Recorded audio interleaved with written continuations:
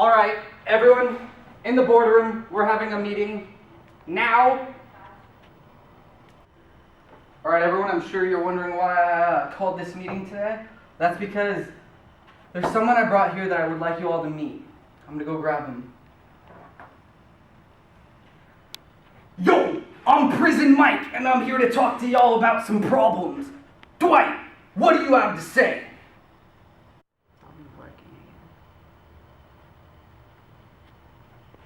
Well, Michael, just to name one, honestly the biggest problem we have, in my opinion, is there's so many failed product introductions. One, we had a pizza that we tried that literally would not fit through the drive-through window, and we had a salad that we got once put in the box, you couldn't even shake it up to get the ranch in there. Who wants to eat a salad, you can't even have the ranch in there mixed up. It's horrible. Shut up, nerd, you don't know nothing about being in the clink. Sorry, Michael. Yes, Michael. All right, Stanley, you acting all hot over there? Let's see what you got. What do you have to say? We got so much competition, and you know why? Because millennials aren't being targeted. In fact, my daughter eats at Wendy's more than she does at McDonald's. Why? Because they know how to appeal to the younger generation. They have a mixtape out. She played it for me. It's pretty good.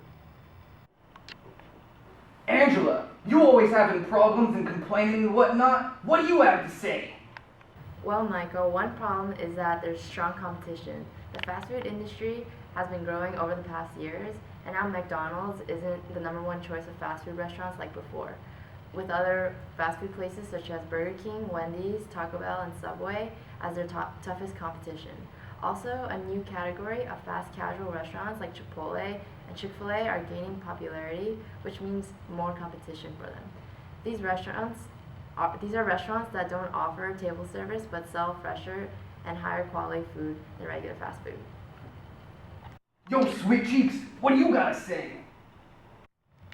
All right, Michael. Another problem is overexpansion. Overexpansion causes the company to lose focus, and a lot of its franchisees, and over time, they almost entirely stop doing quality checks, causing the quality of their restaurants to drop, resulting in a lot of bad rap they have now for having such low quality.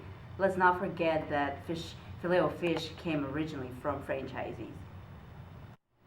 All right, Jim, you little slacker over there always acting like you doing work. Tell me some problems. Well, Michael, I don't know if you noticed, but people are getting healthier and changing their eating habits. Have you seen that documentary, Forks Over Knives? They show how a plant-based diet is the solution to cancer. Well, guess what? We don't have any healthy food items besides our salads.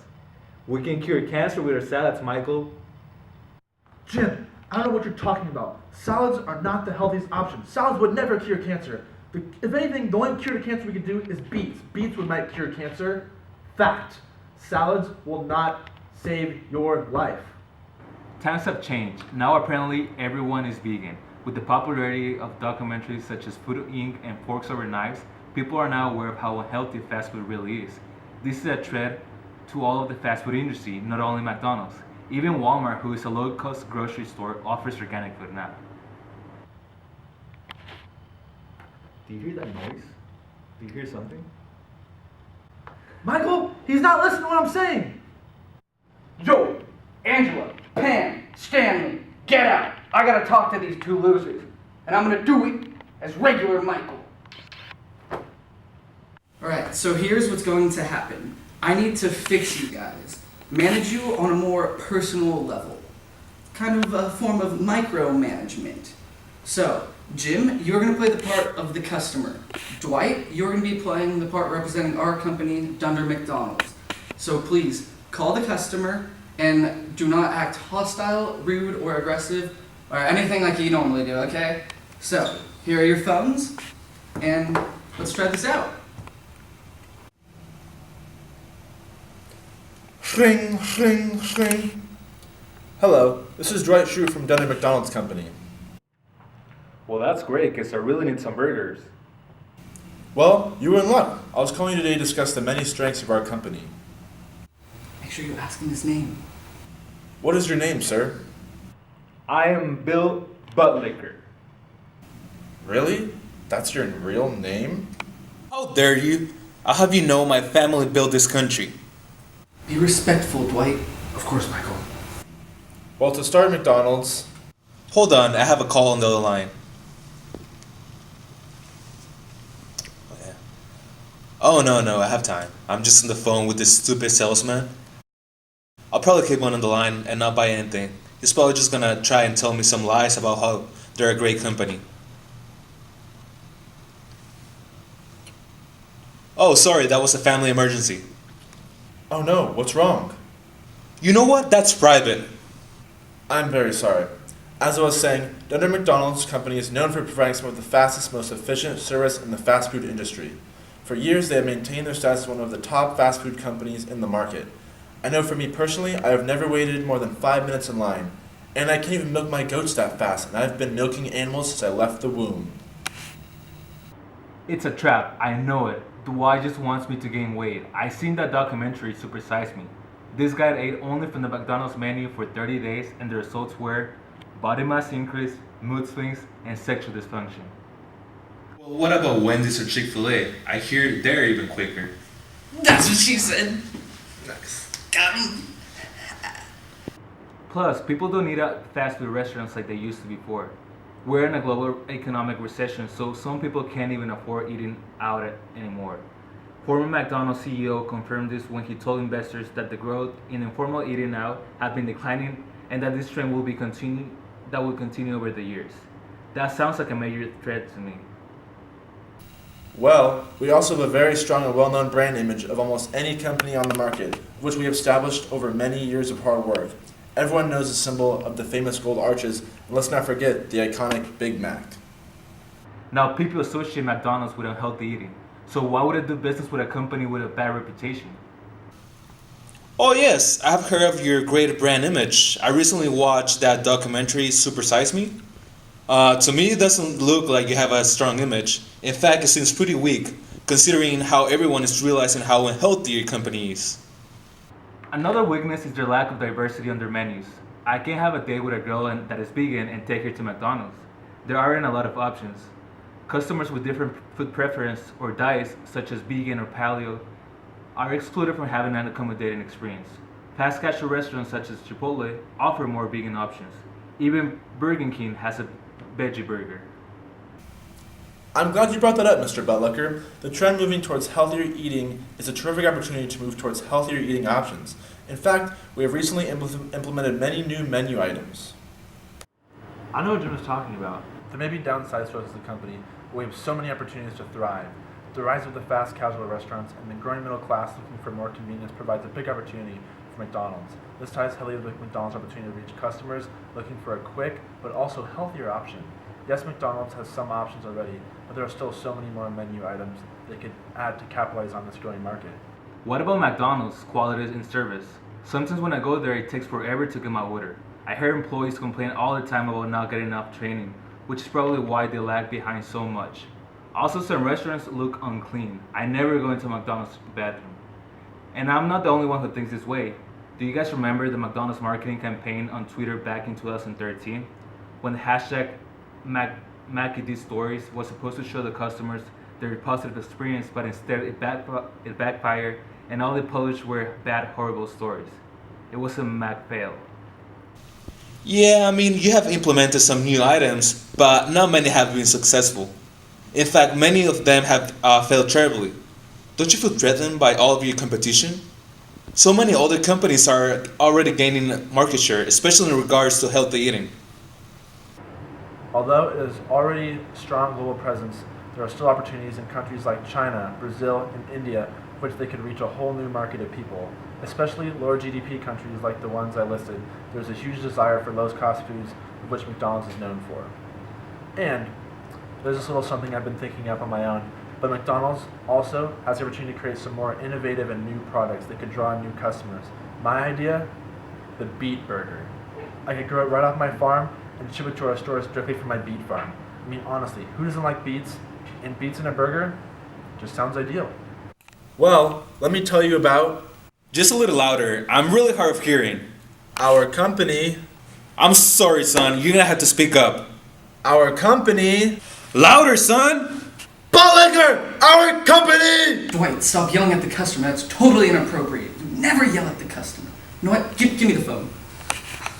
I'm very sorry, Mr. Butlicker. He kind of gets worked up sometimes.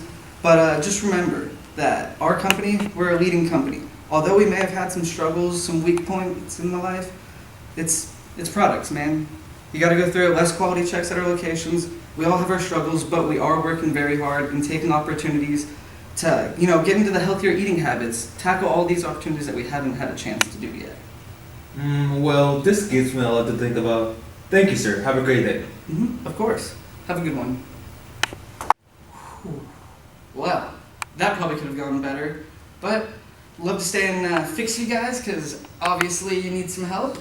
But I gotta go do a presentation to the CFO, so I shall return.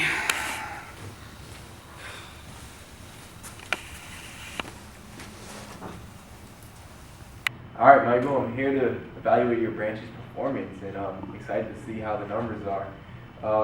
So I'm looking forward to seeing your presentation. You may begin. Well, Dave, I'm sure you're going to be very impressed by Scranton's financial performances. I know I'm blown away by this presentation, so without any further ado, let me take you to the presentation.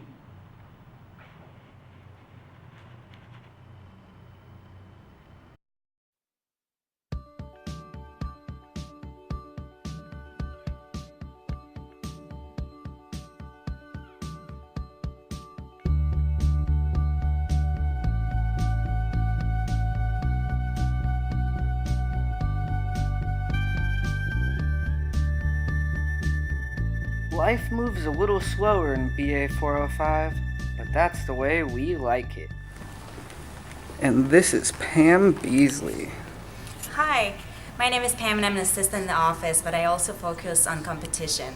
Well, we have so much competition, it isn't even funny. Taco Bell, Burger King, Chick-fil-A, Wendy's, it just doesn't stop. Also, not only we are lucky enough to compete with all these large international conglomerates, but we also need to compete with local mom and pop shops.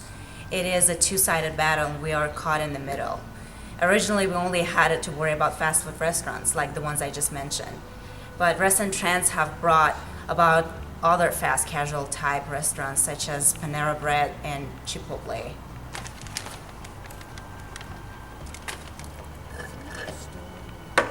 They're starting to take up a lot of market share. So much competition means that we need to stay agile so we can quickly react to any changes in the industry. This is Dwight Schrute.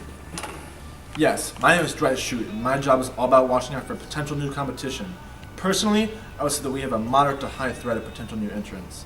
Yes, I understand that we are a large company, and I know what you're thinking. Who would be dumb enough to try and compete with us? We have the power of our brand image. Not only that, but we also have economies of scale. So while these new people try to enter into the fast food industry, they're going to struggle paying high prices for it all. But alas, we are not in the best of situations. Although it is difficult for other people to enter into this fast food industry, we are up against other large fast food restaurants like Burger King, Taco Bell, Wendy's, and Chick-fil-A. And also, we are facing competition within the fast food casual industry, like Chipotle and Panera Bread. Not only this, but because we are also an international company, we have to fight against local companies to our community and ones overseas as well. Between mom and pop shops and large conglomerates, we do have a threat for competition, but we are confident that between our brand image and economies of scale, it will deter some competition. So that is why I believe there's a moderate to high threat level. And this is Jim. Oh, hey. You guys want to talk about buyers? Our customers have all the power. We may be a large company with a good image, but our customers essentially control the business. Because we offer cheap food and there are no costs associated with going to one of our competitors, the customers are the real ones in the driver's seat.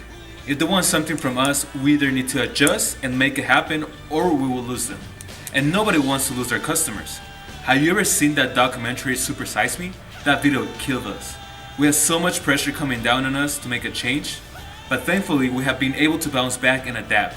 Due to negativity associated with the healthiness of our menu, we began adding different options and created initiatives to encourage people to get active. Yeah, I edited together on my Mac, and I was thinking about entering in a few festivals, but it's not what this is about, It's company stuff. And this is Stanley. Nope. Mm-mm. Nah. Mm-mm. Oh, come on, Stanley. Fine. Let's be honest here. Our suppliers have little to no power. We are such a large company that we get to dictate the prices we pay because, let's face it, who wouldn't want to supply us? We buy so much that we will be an incredibly steady source of income for any supplier. Now, if you excuse me, I have work to get back to.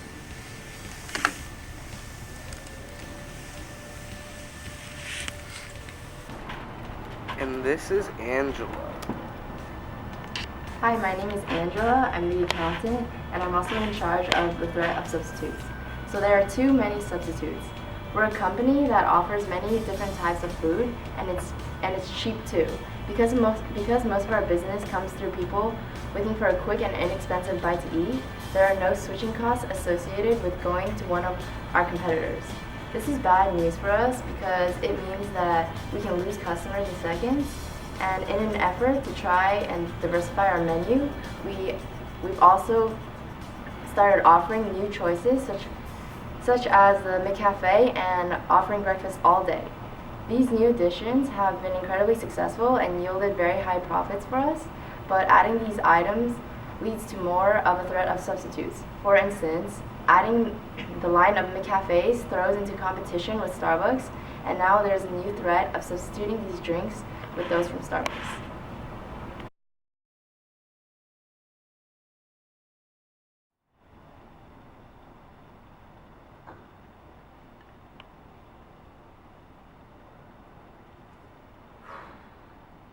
I declare bankruptcy! No, you can't declare bankruptcy.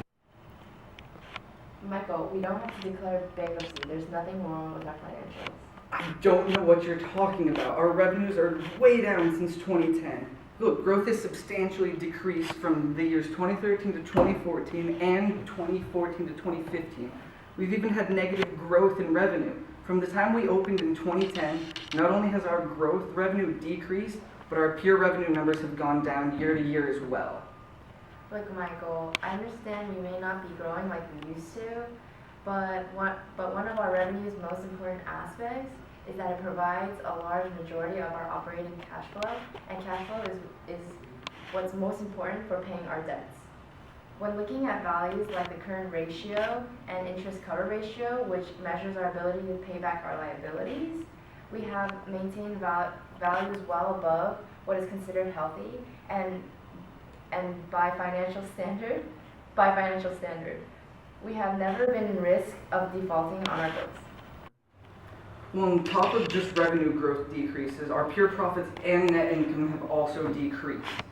Like, profits are down, alone one of the most substantial values that anyone could look at. We're showing signs of decrease. So just because our growth values aren't increasing, that doesn't mean that we aren't increasing our profit year to year for the most part.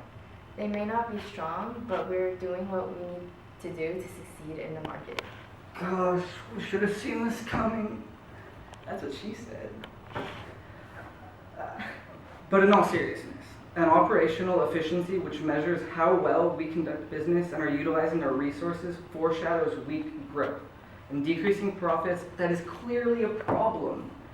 We have had countless failed products introductions which have led to as much of higher inventory costs relative to our cost of goods sold. These failed products also resulted in inventory turnover higher than ever before, which is the main financial measurement that companies look at. We may have some failed product introductions, but solvency, which is what investors and lenders use to evaluate us, have been fairly strong.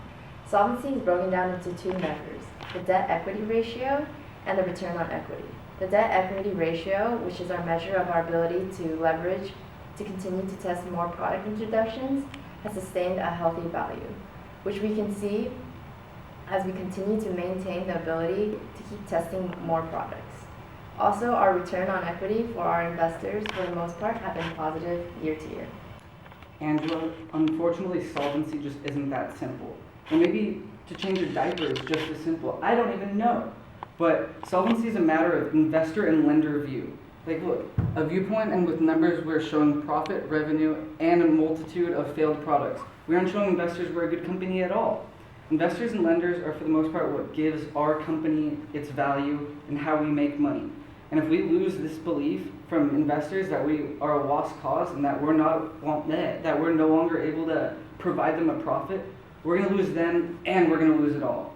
We can't do this. We still have plenty of cash, but expenses are going up relative to revenues, but we're still financially healthy.